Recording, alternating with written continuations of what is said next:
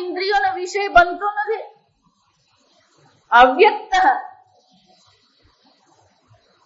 આમ એ નારાયણ છે, અવ્યક્ત છે, સૂક્ષ્મ છે, અનંત છે, પૂર્ણ છે. પણ એ નારાયણ કેવા છે?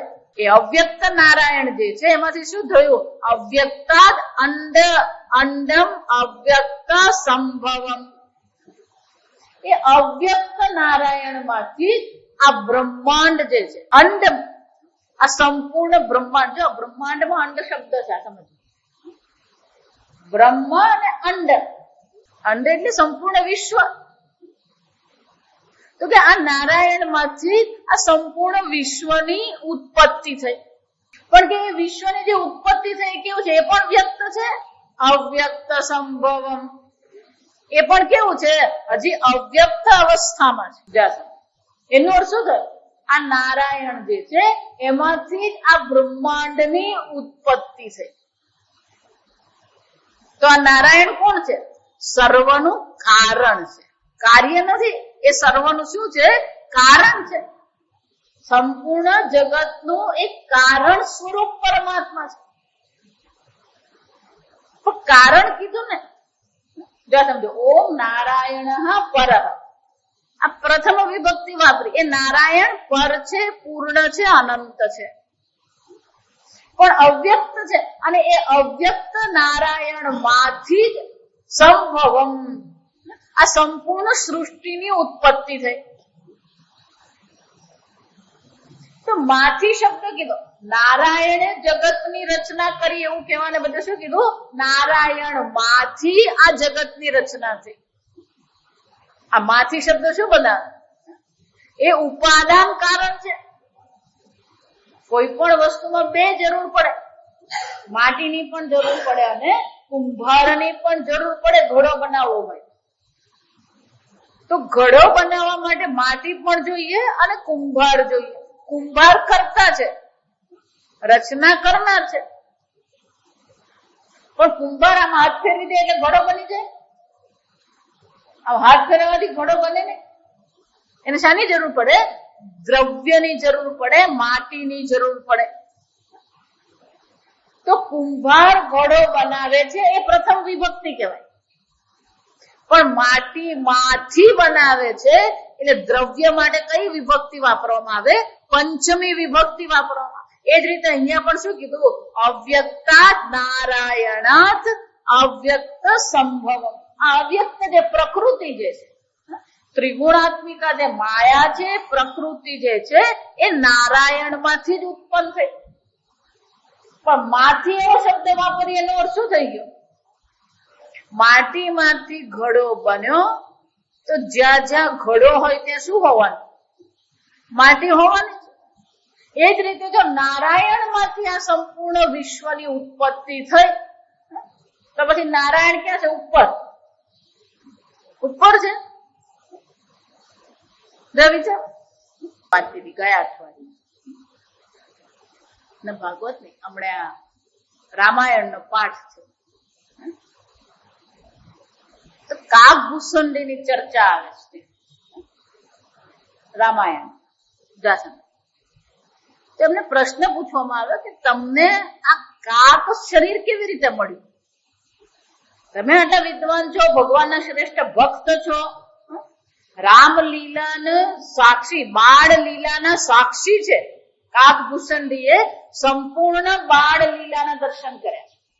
તો કે તમે તો રામના બાળ લીલાના દર્શન કર્યા છે, સતત ભગવાનને સમર્પિત છો, તો પછી કાક શરીર તમને કેમ મળ્યું? જા સમજો. મનુષ્ય શરીર હોવું જોઈએ, એને બદલે તમારી પાસે કાગડાનું શરીર છે. ત્યારે એમણે બહુ સરસ કીધું. આ રામાયણના અંતમાં, તુલસી રામાયણના અંતમાં આવે છે કે મને સતત એવું સમજાવવામાં આવતું હતું કે પરમાત્મા અભિન્ન છે, નિર્ગુણ છે, નિરાકાર છે. પણ મારી બુદ્ધિ સગુણ ને સાકારમાં જ અટકેલી હતી. એટલે નિર્ગુણ નિરાકાર સ્વરૂપને હું શું કરતો હતો? એની અવજ્ઞા મેં કરી. પરમાત્માના નિર્ગુણ નિરાકાર સ્વરૂપની મેં અવજ્ઞા કરી અને ફક્ત પરમાત્માનું જે સગુણ સાકાર રૂપ છે એને જ હું પકડીને બેઠો. મને વારંવાર કહેવામાં આવ્યું છતાં વારંવાર પાછો હું શું કરતો હતો, એ સગુણ સાકારમાં જ પડી રહેતો.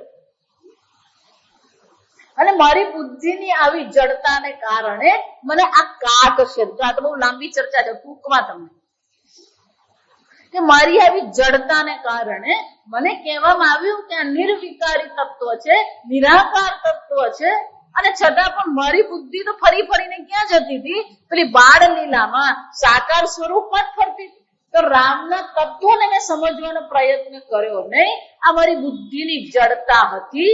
એટલે એ જડતા બુદ્ધિ વાળું શરીર મને આ પ્રાપ્ત થયું.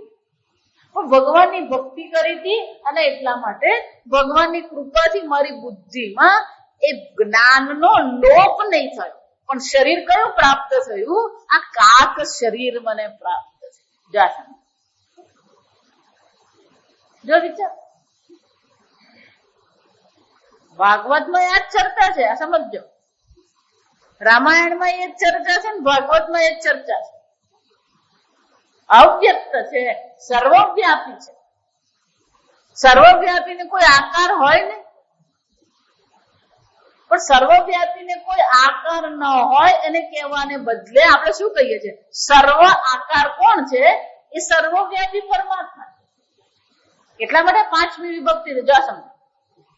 માટી સ્વયં નિરાકાર છે, પણ જેટલા પણ ઘડા છે એ બધા કોણ છે, જેટલા પણ આકાર છે, જેટલા પણ ગુણ છે એ બધા કોણ છે, માટી જ છે. અખિલ બ્રહ્માંડમાં એક તો શ્રી હરિ, એક આકાર, એક દેશ પરમાત્મા નથી. સર્વ દેશ, સર્વ કાળ, સર્વ વસ્તુ, સર્વ રૂપ અને સર્વ આકાર એક અદ્વિતીય પરમાત્મા છે. કેમ? કારણ કે એ અવ્યક્ત પરમાત્મામાંથી આ સંપૂર્ણ સૃષ્ટિની ઉત્પત્તિ થઈ. અને એટલા માટે અહીંયા કહે છે કે એ પરમાત્મામાંથી પહેલા આ અવ્યક્ત પ્રકૃતિ માયાની ઉત્પત્તિ થઈ.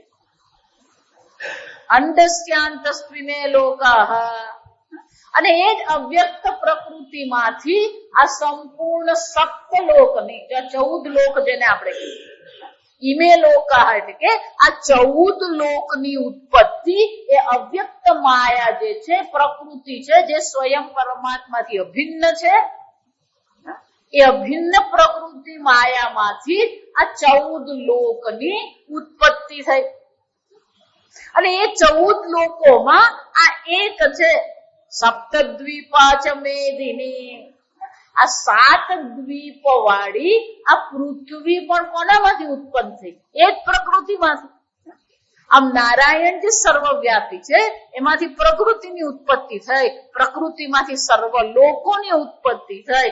સર્વલોકમાં એ શંકરાચાર્યજી કહે છે આ પૃથ્વી લોકની પણ ઉત્પત્તિ થઈ. જો મેં કીધું ને વિશાળ પરથી ધીમે રહીને પેલા પૃથ્વી લોક પર આપણને લઈ આવે, કે પૃથ્વી પણ શું છે, એક પરમાત્મા છે, પરમાત્માની ભિન્ન નથી.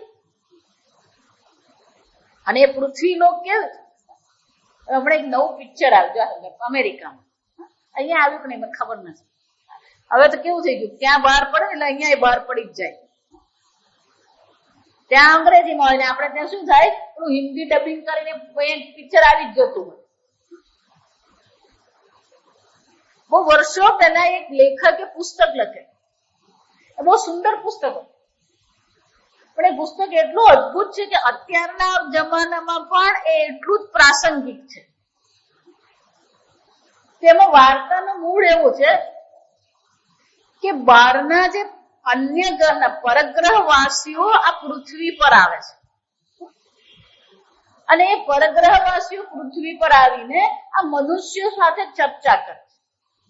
અને એ લોકો મનુષ્યને એમ કે છે અમે આ પૃથ્વીને બચાવવા માટે આવ્યા. જો આ સાંભળો, શાના માટે આવ્યા છે, કે આ પૃથ્વીને બચાવવા માટે.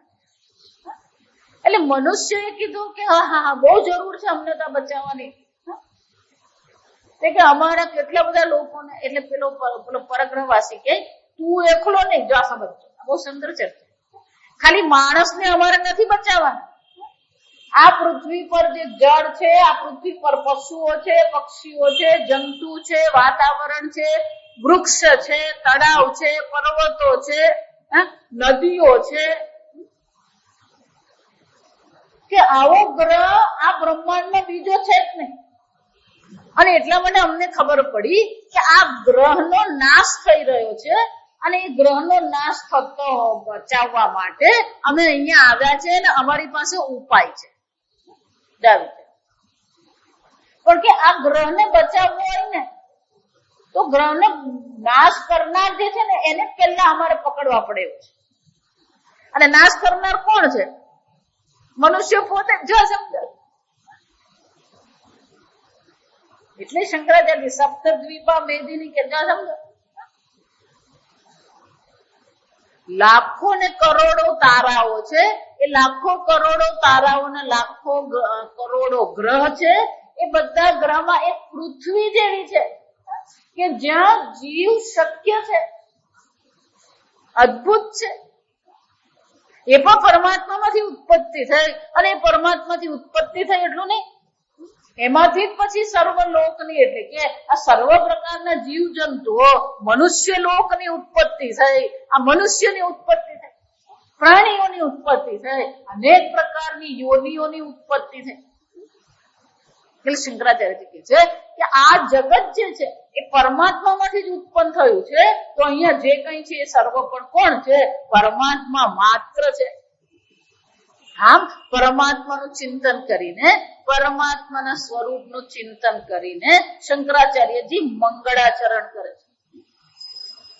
આ ભગવાને જગતની રચના તો કરી, ઓકે, ભગવાને જગતની રચના કરી, પૃથ્વીની રચના કરી, મનુષ્યની રચના કરી, પછી ભગવાને શું કર્યું?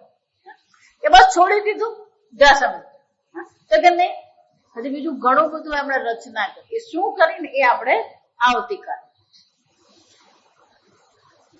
ઓમ સ્વસ્તિ પ્રજાભ્યઃ પરિપાલયન્તામ ન્યાયેન માર્ગેણ મહિં મહિષાઃ ગોબ્રાહ્મણેભ્યઃ શુભમસ્તુ નિત્યં લોકા સમસ્તા સુખિનો ભવન્તુ કાલે વર્ષતુ પર્જન્યઃ પૃથ્વી સસ્યશાલિની સંતુ નિર્ભયાઃ.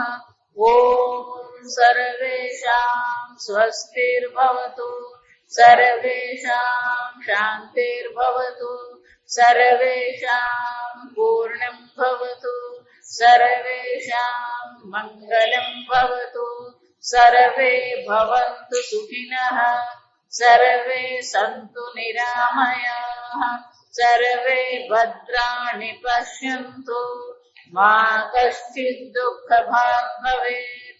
અસતો મા સદ્ગમય, તમસો મા જ્યોતિર્ગમય, મૃત્યોર્મા અમૃતંગમય.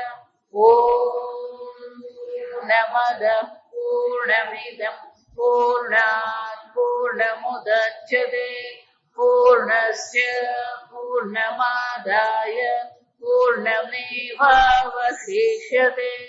ઓમ શાંતિ શાંતિ શાંતિ. હરિ ઓમ શ્રી ગુરુભ્યો નમઃ. હરિ ઓમ.